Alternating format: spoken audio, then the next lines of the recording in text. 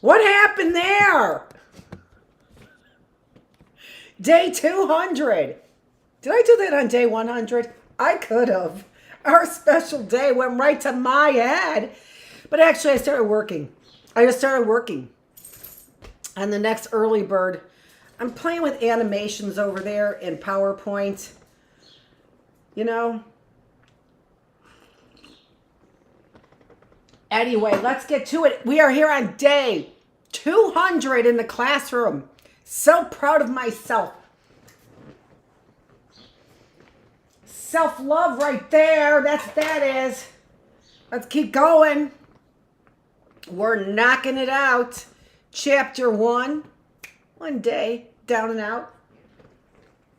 Chapter 2 in our book, God is Red. And because it is so deserving, it gets a special little... Uh-oh. Why is there 2 gone? Where's the other one? Uh-oh.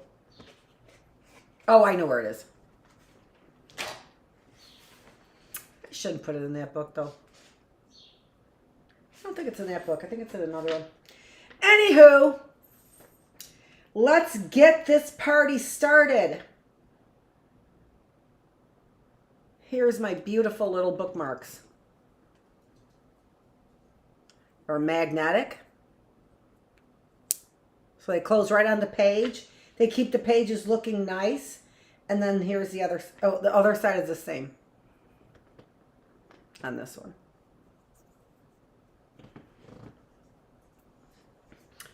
$1.25, Dollar Tree. Chapter 2, America loves Indians and all that. Remember what we ended with? They received approval primarily because, as David Brinkley was heard to remark, they do love Indians.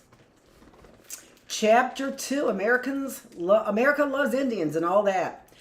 It is rather difficult to describe just how America began to embrace Indians in recent years. Perhaps the first response of white America upon learning that Indians still existed in some remote canyons of the West was shock. Few people had realized that any Indians still survived in the backwaters of American life. Their discoveries too often took the form of learning that Indians had enjoyed for nearly a century treaty rights that seemed to give Indians superior rights to those that they and their white neighbors enjoyed. As early as opening years of the 1960s, state game wardens, state tax authorities, and local police did their best to force Indians into the mainstream of white society by moving against the legal rights of local Indians. Needless to say, local officials did not demand that blacks and Chicanos be given the same rights as whites, only that rights Indians enjoyed be taken away from them. The California Indians, for example, had been systematically neglected by generations of state and federal bureaucrats. In the 1850s, the federal government had signed a series of treaties with the bands and tribes of Indians of that state. These treaties gave the Indians clearly defined reservations in certain areas of the state, primarily in places not wanted by whites or inaccessible to them. But as the gold fever grew in intensity, arriving settlers began to prowl the length and breadth of the state looking for gold, and the objections to federal preservation of Indian ancestral lands were loud and violent. The miners embarked on a program of systematic genocide against the Indians of California, and whole tribes were massacred to prevent them from holding their lands intact and out of reach of the gold-crazed miners. Political pressure was intense in Washington, D.C., and the California Indian treaties were never ratified by the U.S. Senate. Instead, they were conveniently buried in Senate archives, where they remained as classified documents for half a century. The whites of California did not even want the description of the Indian reservations known. During the Great Depression, the Bureau of Indian Affairs was given orders to find lands for the many homeless Indians of California. The survivors of the massacres of the century before had gathered in small pox of pockets of poverty in the extreme southern and northern mountain and desert regions of the state. But agriculture was having a hard time in California in the 1930s, so the program was used to assist the wealthy white ranchers and farmers rather than the Indians. Lands that were classified by the Department of Agriculture as submarginal, that is to say, as lands that could not produce sufficient crops or income to support a family, were purchased from the whites to prevent their bankruptcy and given to the Indians as lands upon which to live. So the government is purchasing them from the whites and giving them to the Indians, putting the pockets of those in the... Jeez Louise. The California Indians were told to go to the new pieces of federal property, which had been lands that could not support the whites, and they would be organized as new federally recognized Indian tribes. Then they were forgotten by federal government and remembered only when the desert lands became valuable and California began to need additional tax revenues. By the late 1960s, the state began efforts to tax Indian lands. You piece of shit, you. The clientele for Alcatraz and other invasions was ready-made, created by the federal government through neglect. The forced relocation of reservation Indians to cities on the West Coast had added to the migrant and largely transient population of Indians in California. Last hired and first fired, they were pushed from city to city, town to town, with the exception of San Francisco and Los Angeles. Few California cities had Indian centers. In almost every other part of the country, Indians were treated with disgust and disdain by the whites in their region. South Dakota was littered with signs reading "No dogs" and "No Indians allowed." Oklahoma systematically oppressed Indians, although the Indians were so browbeaten that they simply accepted their lot, and few recognized the inequality. They simply assumed that the Indians' lot was meant to be somewhat harder than that of whites because they were stupid Indians. Washington State had systematically broken the 6 Indian treaties over fishing rights and sportsmen's clubs with membership predominantly of redneck whites demanded and received curtailment of Indian fishing rights in violation of the federal laws. It was in Washington, probably the state in the Union in which Indians are most discriminated against, that the first overt action of white backlash broke out. A number of young whites had been attracted to the fishing rights struggle by listening to the Indians from Washington describe their struggle on the rivers. So a few young whites, long-haired and concerned, made the trek back to the Pacific Northwest with the Indians who were returning home. They came to Frank's Landing and other Indian fishing grounds and spent several weeks living with the Nisquallies and Puyallups in their little communities. Just after the Labor Day weekend in 1970, let's look at the spelling of those tribes right there. Just after the Labor Day weekend in 1970, a fishing camp was set up near Tacoma, Washington, and the Indians were busy fishing and making preparations to take the fish back to their homes. Some non-Indian youngsters were in the camp, but on the whole, it was an Indian camp. Almost 300 Tacoma police, city police, state game wardens, and state police silently surrendered the camp. They trained telescopic rifles on the adult males who could be seen easily from the bushes in which the military force was hidden. Then the camp was raided. Tear gas was thrown into the camp. The better-known Indian fishermen and women were rushed and brutally beaten. As many as 6 burly policemen grabbed little Allison Bridges, a slip of a girl weighing some 100 pounds and standing just a whisper above 5 feet. Indian teenagers with long hair worn in traditional Indian fashion were beaten with long clubs and flashlights. The people in the camp were arrested for disorderly conduct. The raid, after all, once begun, was disorderly. The camp was leveled. The Indians' cars were impounded and taken to Tacoma, where they were virtually destroyed while in police custody. It turned out after the arrest that the police did not have jurisdiction over the Indian fishing camp. The raid had been illegal. Sounds just like the lynchings, doesn't it? Who gives a shit? As long as we've got our justice. By this time, pictures of police brutality had been shown on national television, and the nation had suddenly discovered that Indians were still fishing.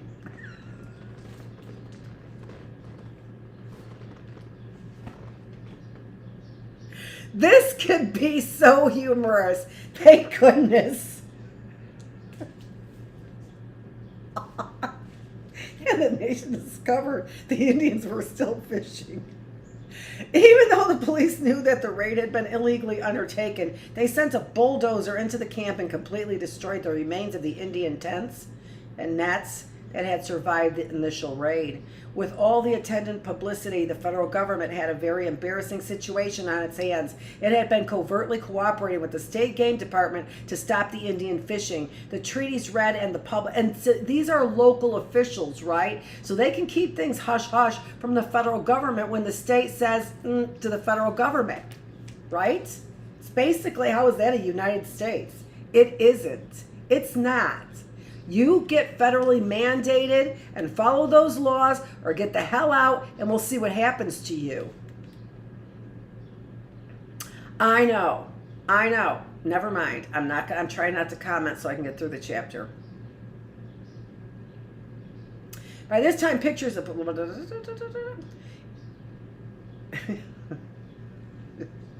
read it again. Well, the nation discovered that the Indians were still fishing. And that is, you just watch the subtleties of the media. They pick up on every stupid ass thing they can when they've got the real drama that they pay no attention to right in front of their faces.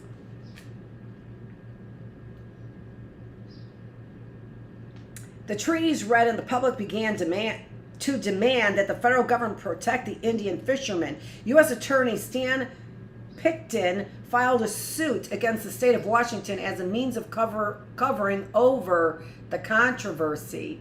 What the government asked was basically to have the court transfer the decision in an earlier Oregon case to be effective in the state of Washington. The case dragged on for more than 2 years before the court even decided which parties were supposed to be suing which. The case presented by the United States could hardly be called an advocacy of the Indian position, and some individual Indians petitioned the court to make the United States a defendant with the state of Washington, thereby clarifying the situation. The court ruled against them, denying them the right to enter the case at all. The case is still languishing. As the movement's action began to pick up the new interest in Indians, so here you've got a case where they demolished illegally, without authority, demolished a private property where that they belonged, demolishing their fishing rights, again being sacrilegious to their spiritual beliefs, and the case is still languishing. As the movement's action, it just makes me so upset. It makes me so upset by those motherfuckers who sit over here and who are such nationalists about this nation, and they come in here with their capitalist ideas and they call other people who are taking care of this environment tree huggers. They disparage them to embarrassment, including by Al Gore. Just an embarrassment for what? A guy who wants to take care of the environment? Oh, why don't you go back to Native America? Oh, why don't you go back to colonial England? Why don't you go back? Why don't you go back?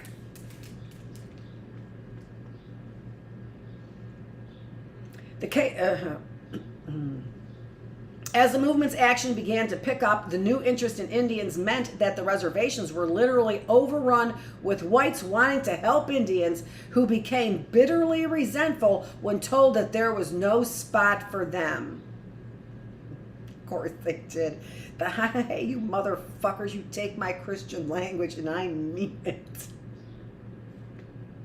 The Hoppi's always a popular tribe with non-Indians because of the spectacular Hopi dance for rain that involves the handling of live reptiles, were flooded with young whites wanting to remain on the reservations and study the Hopi way of life.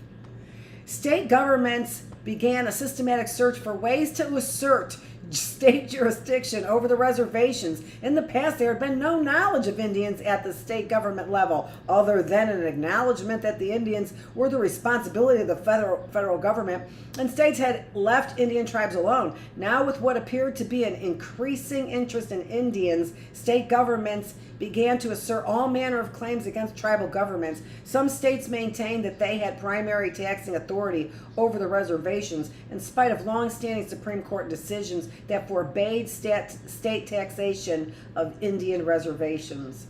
Whites in Washington, Arizona, New Mexico, and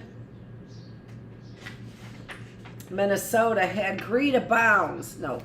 long refused to provide any services to Indians because they felt that the tribes received funds and services from the federal government. Their attitude was that non-tax-paying Indians were no concern of theirs. With the new interest in Indians, however, state governments suddenly decided that they could tax Indians while refusing to provide them with services funded by the increased taxes. New Mexico forced a case against Zuni Man for state income tax, and his lawyer stipulated away all of the assertions that had traditionally protected the Indians from state taxation.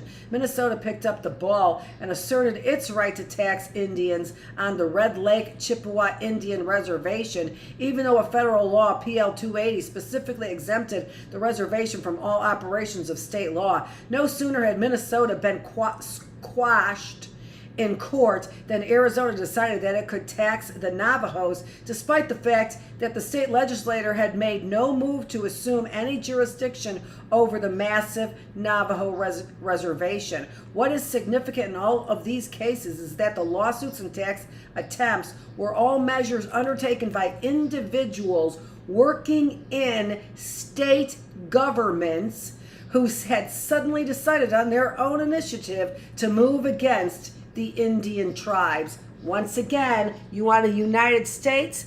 You do not have precedent state laws over what moral people should be legislating over the entire land. Motherfuckers looking for criminal loopholes all the time with your fucking loophole eyes. Like I got off on a fucking loophole? I don't think so. Off of what? What exactly? What? Assholes.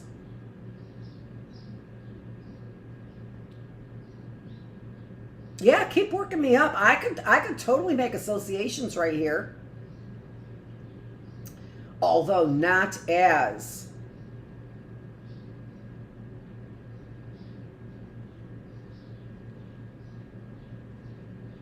always keeps making me wonder, what have you done?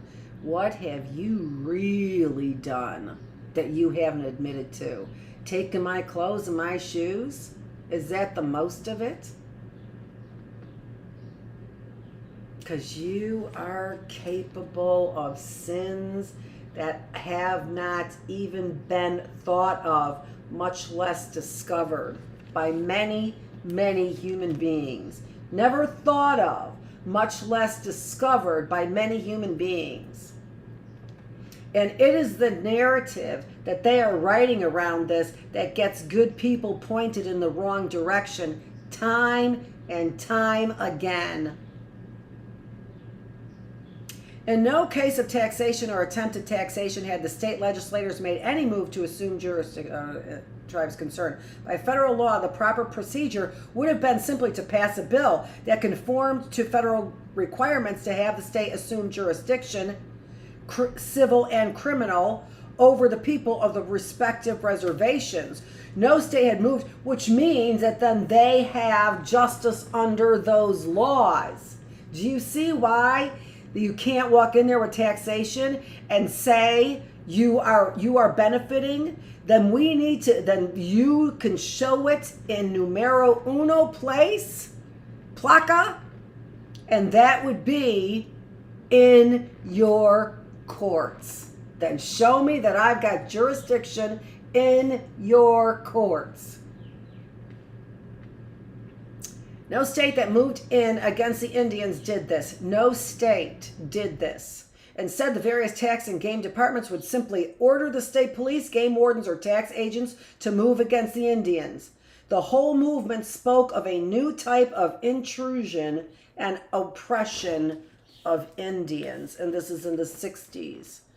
Washington State, of course, led the list of states in which the Indians were persecuted. More than 100 arrests in that state, ostensibly for fishing, resulted in no convictions on any charges whatsoever. Convictions were generally overturned on appeal, and so the record of the state grew worse and worse. A pattern of discrimination was evident, yet vehemently denied by Governor Dan Evans and his administration. Yet the majority of the arrests for fishing violations turned mysteriously into charges of resisting arrest, disorderly conduct, inciting to riot, loitering, and other obviously spurious indictments, indicating that the intent of Washington State was systematic harassment to prevent Indians from fishing.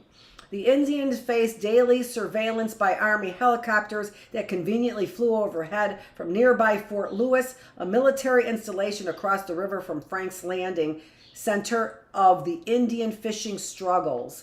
Non-Indians giving assistance to the Indian fishermen were also soon placed under surveillance as domestic subversives. Dick Gregory, who had come to Washington to help publicize the fishing rights struggle, was closely investigated by Army agents. In the paranoid worldview of the state and Army officials, Indian fishing was just short of being a communist takeover of the Northwest. In reality, less than 100 Indians from 3 small tribes, not together, numbering 1,200 people, were the subject of the dispute. Outside of deliberate efforts to harass Indians, however, most backlash was not intentionally evil. It came as a result of whites attempting to relate to Indians. Unfortunately, the only Indians they wanted to relate to were those of D. Brown and the historians. As 1971 opened, events took on an eerie aspect that had not yet calmed. Whites who had never before taken an interest in Indian affairs now began to develop one. In early June 1971, an Indian skeleton was uncovered on the Cemetery Road near Lowville, New York. It was promptly taken in tow by the Lewis County Historical Society as an artifact. Sakakwenank,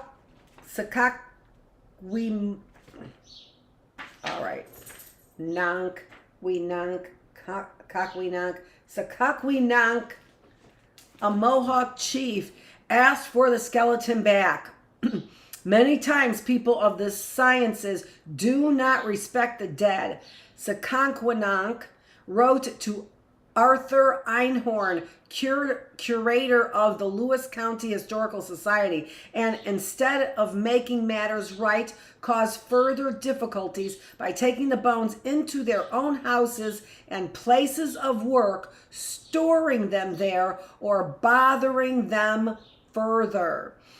I mean, you just don't even comprehend. You don't even comprehend the level of disrespect. You have such a low view of yourself as a human being that you have such disrespect. You can't even comprehend the level of disrespect you have for humanity. It's crazy.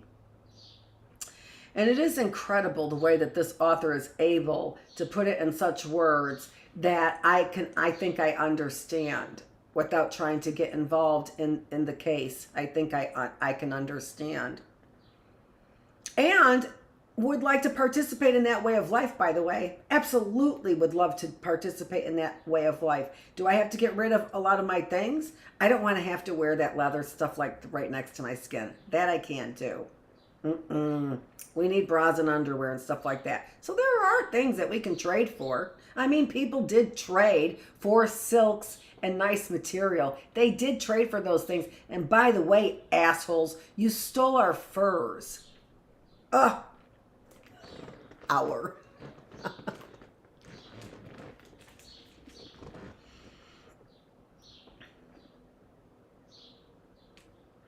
The Mohawks took the bones to their reservation and conducted proper burial ceremonies. Almost as if this incident was a trigger on an unsuspecting weapon, whites took to the fields in an effort to dig up Indian burial sites. Why wouldn't you, assholes? Because you're Christian, right? So why wouldn't you? Why wouldn't you? Believers in a collective unconscious could not have had a better indication of a supra-individual mind than the apparently spontaneous movement across the nation by whites to desecrate Indian grave sites. What do you think about that? A better indication of a supra-individual mind. The collective unconscious of these people who were across the nation, all willing to, on what? On command, desecrate. What command? Who even knows? The supra-individual mind to desecrate Indian grave sites. Yet the Mohawk case received virtually no publicity, so that one cannot say that people followed the Lewis County incident deliberately. In mid-June 1971, 45 studies from the Minneapolis area, sponsored by the Twin Cities Institute for Talented Youth, went to Welch, Minnesota to begin a 6-week project in excavating the sites of an Indian village. The motivation for the students' field work was puzzling. Apparently, with the best of intentions, they believed that if they dug up the Indian village remains, they would be paying the highest respect to Indian culture. The students dug for about 5 weeks, carefully collecting materials, almost all categorized as artifacts. The Indians of Minnesota were outraged at the excavations. They believed, like the Mohawks, that the dead should be left alone. The American Indian movement, led by Clyde Belcourt, invaded the site one evening about supper time. They took shovels away from the students, filled in the trenches, burned the excavation notes, and offered to compensate the students for property losses. They did not, however, want any further digging. They advised the students and newspaper reporters that they did not believe their ancestors had buried their dead for the express purpose of having another culture dig them up and display their bones. It's an understandable misunderstanding by desirable young people to make things good and right, thinking that they're showing the utmost respect without any comprehension for what we have as human beings passed down as a traditional respect for burial sites. You're talking about a de-evolution of man when they have, because across all mankind, a higher spirit was called upon. And this is the whole bullshit theory of de-evolution. The Native Americans were so spiritually more evolved that we didn't need concepts like time, we, our. They don't have the straight hair thing going on. But that could just be a lot of not bathing, in which case I would have a straight hair thing going on. I don't know all the history of hair culture. I only know it's been socially contextualized.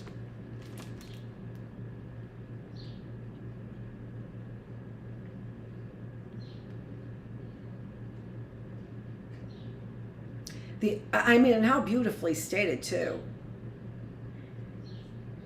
They advised the students and newspaper reporters that they did not believe their ancestors had buried their dead for the express purpose of having another culture dig them up and display their bones. The archaeologists directing the dig apparently could not understand the viewpoint of the AIM members. Les Peterson, a Minnesota Historical Society member who had headed the dig, said 5 weeks of work down the drain, indicating that the moral question of disturbing the dead had somehow eluded him. The students also failed to comprehend the problem. One student who has been planting planning a career in archaeology, said that the incident made her lose respect for Indians. Another student was in tears as she tried to explain how carefully the students had been with the materials they had uncovered. We were trying to preserve their culture, not destroy it, a third student remarked. None of the whites could understand that they were not helping living Indians by digging up the remains of a village that had apparently existed in the 1500s. Daniel Dalton, assistant AIM director, said that if the situation were reversed and it were the Indians digging up the site of a white village, all hell would have broken loose. The general aptitude of the whites, however, was that they were true spiritual descendants of the Indians, and that the contemporary AIM Indians were foreigners who had no right to complain about their activities. That's the aptitude. The whole state of not realizing the hypocrisy of everything that's going on. I mean, and it's not like you can't understand the mistake. It's just back off your hypocrisy a little bit. The whole state of Minnesota was aroused by the incident. People chose sides and filled the newspaper with comments supporting one side or the other. Few of the non-Indians understood the Indian objections to disturbing the dead. In view of the fact that the state of Minnesota was at that time pursuing a single-minded course of levying an additional tax on the Indians of the state, thus driving them further into poverty, the controversy indicated a deep-seated belief by Minnesota whites that the only real Indians are dead ones. Minnesota was a hotbed of compassion, however, in comparison to its neighbor to the south, Iowa.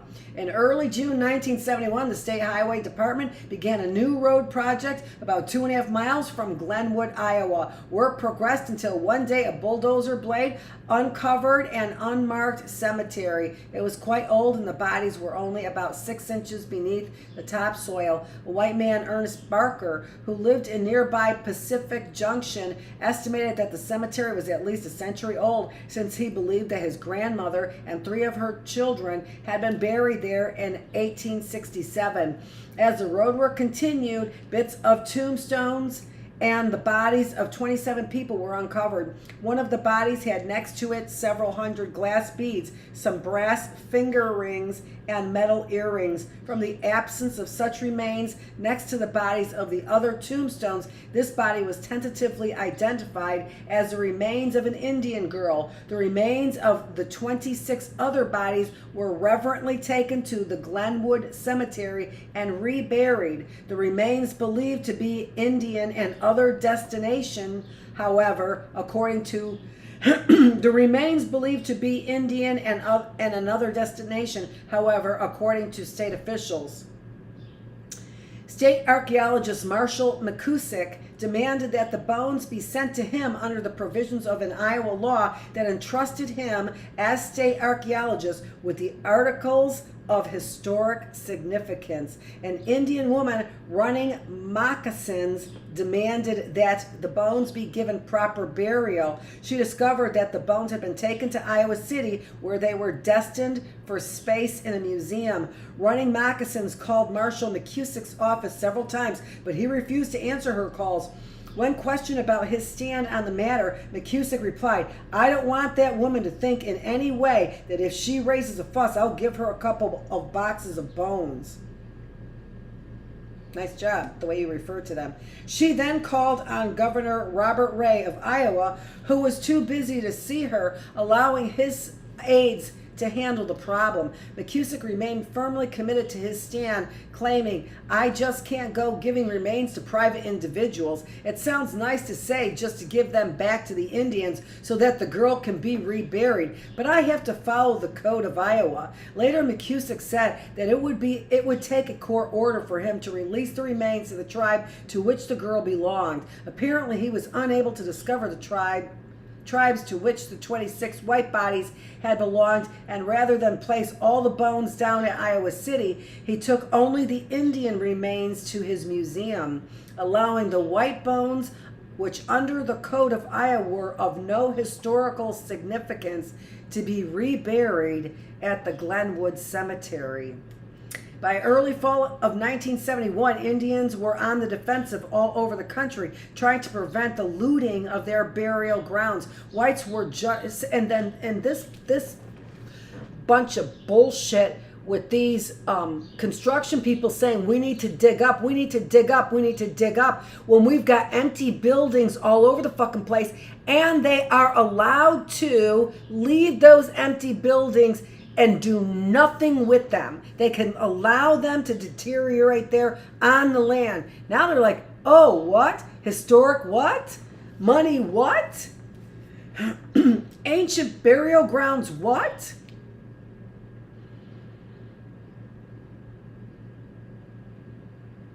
Whites were just as determined to preserve Indian culture in their terms if they had to dig up every Indian skeleton in the nation. Near Pedricktown, New York, the Abnaki Archaeological Society continued exploration an old Abnaki tribe village site. Yeah, who's getting government money too to dig up these burial sites? Who's giving the government money to do that?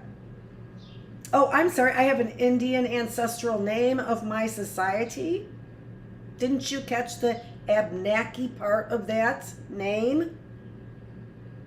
Uncovering its ninth body in less than a year, the Philadelphia Inquirer, in its story about Abnaki in early September, optimistically related that the digs would reveal a cross-section of Indian life and not just burial patterns. In neighboring Pennsylvania, the looting of... So they want to know their culture, and they make that shit up anyway. You've made it, the story's up all along. I saw the documentary. We found 3 bodies together, and this is what it means. Really? How the hell would you know? All you know is you disturbed a family burial. That's what you know. That's what everybody knows. That's in concrete. Along with your fucking brains.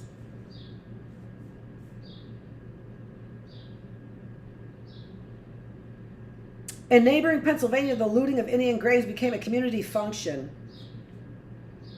The archaeological section of the William Penn Memorial Museum in Harrisburg uncovered 3 Susquehannock villages. 4 graves were exposed, containing 2 infants and 2 adults. The expedition, led by Ira F. Smith, really? The third was termed an overwhelming success. Really? Really, Ira Firestone? Ooh, I had questions all about Wayne State with that North Island and South Fox Island. Ooh, and I didn't forget. The West Branch Project was not only a great success from a scientific standpoint, he related the Paxton Herald, but perhaps more important from the human interest it generated. We received a tremendous amount of genuine interest, enthusiasm, and even volunteer participation from local residents. All too often, people fail to comprehend what we are trying to do in all these field explorations and seem to resent our presence in their locality. So Pennsylvania, once founded by the Quakers on terms of good faith with the Indians, had restored to community grave robbing as a summer project. The bonus of the summer's work was the discovery of a Susquehannock cemetery on the edge of the selected site. In Illinois, the Field Museum of Natural History was not to be left behind in the race to uncover Indian skeletons. Anthropology students digging under museum auspices unearthed the remains of 9 Indian buried under a motorcycle path in a forest preserve. The museum made its find public with glowing reports that the bodies were those of Miami Indians of the late 17th century. Since the Miamis used to live in Indiana before they were forced to Oklahoma, the museum made plans to ship the remains to the University of Indiana for display. The Indians of Chicago arrived at the museum to confront Dr. Donald Collier, museum curator and a man who helped the Albany scholars to postpone restoration of the Iroquois wampum belts. Matthew War Bonet, leader of the Indian delegation, demanded that the bones be given to the group for ceremonial burial in the Winnebago burial ground in Wisconsin. The Indians of Chicago had been a particularly active group, and so to forestall a major incident, the museum agreed to return the bones for burial. The Indians took the bones to Wisconsin Dells and held a burial ceremony. They built a hardwood coffin for the remains, and the museum, in a hasty effort to recoup some semblance of respectability, paid for the evening ceremonial fire, hired by a medicine man to perform the ceremonies, and provided gifts to be given at the ceremonies. The museum wryly noted that, despite providing financial support for the Indian ceremonies, it did not want to be considered a soft touch, thus indicating that its overture was more of a bribe than a gift. The final bizarre and perhaps fitting touch to this summer of looting was the invasion of a century-old Nez Perce burial ground near Clarkston, Washington. Thieves invaded the sacred grounds and drove rods into the grounds to locate the coffins of the Indians. Then they dug up the graves to take any jewelry that might have been buried with the bodies. The Indian skulls were stolen, many of them severed from the rest of the skeletons, and sold in an underground market in California, where they brought as many as $20 each. A white dentist paid an exorbitant price for the skull of Chief Joseph, the beloved leader of the Nez Perce, whose thrilling dash for freedom formed an important chapter of D. Brown's Bury My Heart at Wounded Knee, with Chief Joseph's skull safely in the dentist's living room being used as an ashtray. Evening television viewers could watch Dick Cavett and John Nehard discuss why the Indians would not survive the 20th century and why the contemporary Indians were mere caricatures of their ancestors. The final insult came in 1972 when 5 whites captured Raymond Yellow Thunder, a 51-year-old Sioux from the Pine Ridge Reservation in Gordon, Nebraska. They severely beat him and then stripped him of his clothes below the waist and pushed him into an American Legion Hall while a dance was in progress, to the amusement of the aging whites who had fought in the Second World War and Korea, allegedly to protect human dignity. He died later from the beating. At the call of the American Indian movement, more than 2,000 Indians swarmed into Gordon to demand justice, but the cause was hushed up.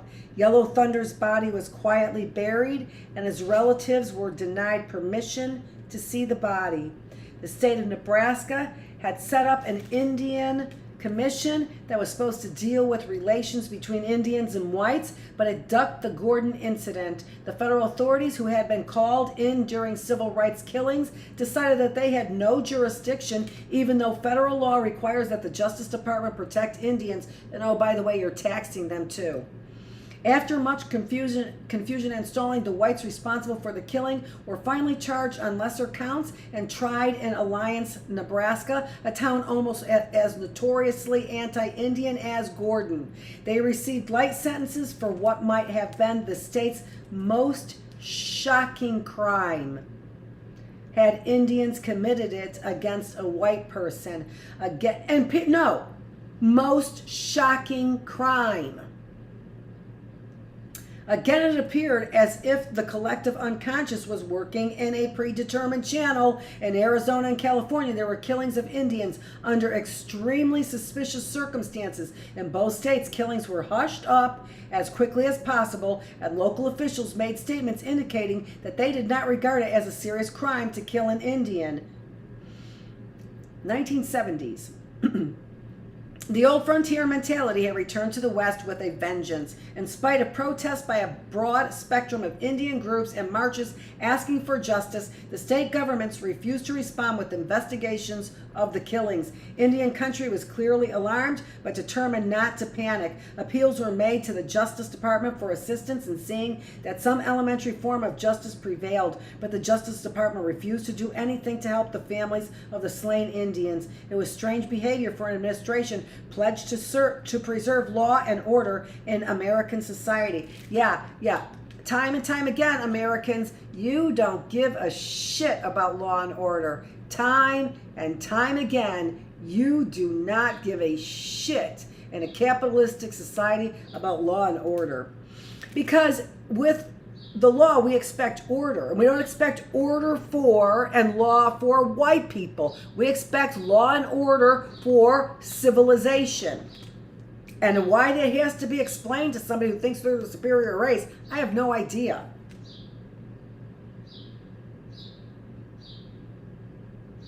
Talk began in Indian country of marching on Washington to ask for a federal law making it a crime to kill an Indian. That requires a march, huh? Christians? Huh? Christian land? That's one of your commandments, no matter what? Russell Means, one of the most energetic activists, demanded that Indians be designated as endangered species, if nothing else. Then, on a lonely piece of land in California, Richard Oakes, leader of the Alcatraz movement, was slain by a guard of the YMCA camp. The guard, Michael Morgan, claimed that Oakes had appeared from behind a clump of trees and menacingly come toward him. He alleged that he had fired at Oakes in self-defense. There were, however, no weapons on or near Oakes at the time of the shooting. According to Indian witnesses, Oakes had gone to camp to inquire about a young Indian boy who had had trouble with Morgan earlier in the week. Morgan was charged with involuntary manslaughter and set free on $5,000 bail. I wonder who paid that. Indian country was livid. On September 25th, 1972, 5 days after Oakes' death, the trail of broken treaties began to pick up many enthusiastic volunteers. As election day neared, young Indians from all over the nation began to consider how they could bring their situation to the attention of the nation's political leaders. The original plan was to present both presidential candidates with a platform of 20 points, which, if carried out, would most certainly change the condition of American Indians. And so they're just asking for compromises. They're not asking for the body's tortured spirit like they have done with popedom and the Black Pope. Torture those motherfuckers like they do to the Indians in the camps. Torture those and their tribes. Torture those motherfuckers. No, they're just asking for some points that legally you could listen to. I mean, the hypocrisy is just makes you want to vomit. The original plan was to present both presidential candidates with a platform of 20 points. All right. But as the movement took hold, goals began to blur, and the desire simply to confront the seats of power and demand redress began to assert itself. On November 2, as the protesters were beginning to leave the Bureau of Indian Affairs, a scuffle broke out, and the first day of what had been planned as a peaceful week-long protest in the nation's capital by some 1,000 Indians had turned into the capture of the Bureau headquarters and a week of destruction and confrontation. At first, the press appeared sympathetic, and the initial stories about the confrontation appeared to favor the Indian activists. So this is back to the story in the very beginning in chapter 1, if you didn't catch that. But as time wore on, it became, so they gave you the background now. Boy, we love those Indians. Look how we love those Indians and support those Indians. We dig up their graves. We make sure that we are there for the fight. It became apparent that the interior of the building was being, but as time wore on, it became apparent that the interior of the building was being damaged, and the tone of the press began to change. By the time the building was abandoned on the following Thursday, the concentration of the news media was almost exclusively on the destruction of the building. The 20 points were hardly mentioned. Richard Oakes was a figment of history, and the grave robbing seemed almost unreal in retrospect. The peculiar tragedy of the Indian movement is that it has never been able to influence the intellectual concepts and values by which white Americans view the world. Indians remain an exotic and unknown quantity. The quality and pathos of their lives remain unexamined and beyond the concern of most Americans because of their inability to pierce the veil of insensitivity and ignorance which shielded them from the rest of America Indians appeared to be simply another ethnic group in search of an identity in society that was rapidly leaving its period of ethnic confrontation. As the presidential election returned Richard Nixon to power for another term, it was painfully apparent that the American public desired, for the greatest part, to relive the 1950s. It was perhaps no coincidence that national news magazines featured the return of the 1950s as a period of national existence to be emulated, as some 76 million people filed to the polls to re-elect President Nixon in one of the greatest landslides in American history. Plainly, the Indian activist movement had stalled on a plateau. Broken treaties and broken urinals marked its crest, and its future was yet to be determined. It would be on the stark plains of Wounded Knee that all the diverse elements of Indian country would finally merge in a violent and incomprehensible protest that would produce a cry of agony from every American Indian. How unbelievably crazy is this book that we are suffering this kind of inability to pay the repercussions for what you did, for what you've done. We're looking for reparations.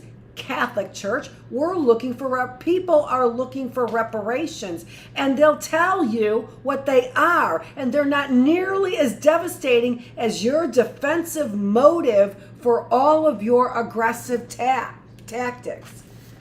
The next chapter, chapter 3, Indians of America. We will pick this up next week when we continue with the classroom. We have finished after a nice little break I had, which wasn't a break because I was working the entire time. I could show you the PowerPoints. After a nice little break we had between our classrooms. This is Dr. Annette Feravich getting all fired up about our book, which I happen to love. I hope that I am an advocate in the right way, just actually by being educated and trying to educate others, because I'm a teacher. This is Dr. Annette Feravich. I'm here in the classroom on day 200. Let's get that pretty title back up there. There's our references for day 200. We have been in the classroom. This was the reading room where we are reading our wonderful book, God is Red. Thanks so much for joining me here on day 200. You know what I know? I know there's a bunch of you out there. Thanks a lot for joining me. Happy birthday, Kate, tomorrow.